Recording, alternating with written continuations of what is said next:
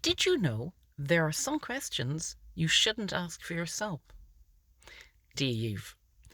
In Irish folklore and in Irish folk magic practices, particularly when it comes to divination, there are some questions you should never ask directly for yourself, and there are some things you shouldn't do for yourself. You should get someone else to do it.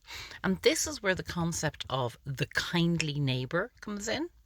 A neighbour who is well disposed towards you and wants the best for you, and they will ask the question for you.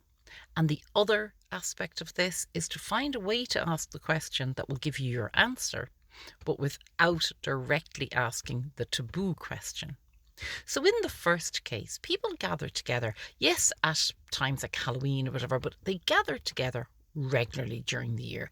There was storytelling, there was music, visits in and out of each other's houses. So in these circumstances, if you had a friendly neighbour, a kindly neighbour, you could ask them to do a little divination and they would ask the questions for you.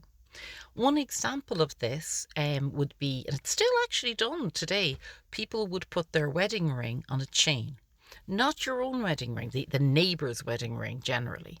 And they would hold it over a pregnant woman's bump and they would see if you were having a boy or a girl. If it went in one direction, it was agreed that was a boy, the other direction, a girl. So there's all kinds of little things that you would get the kindly neighbour to do for you.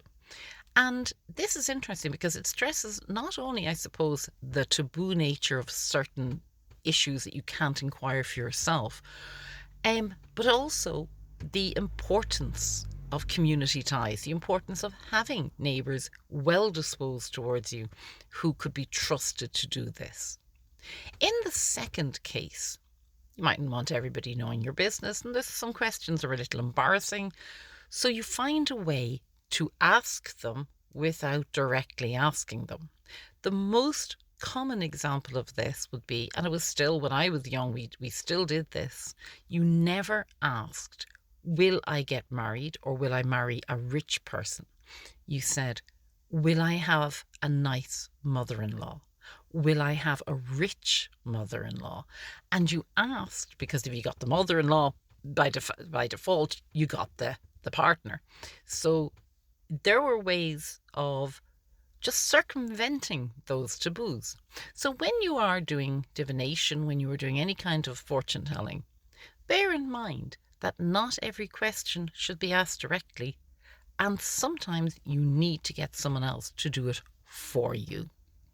Bye.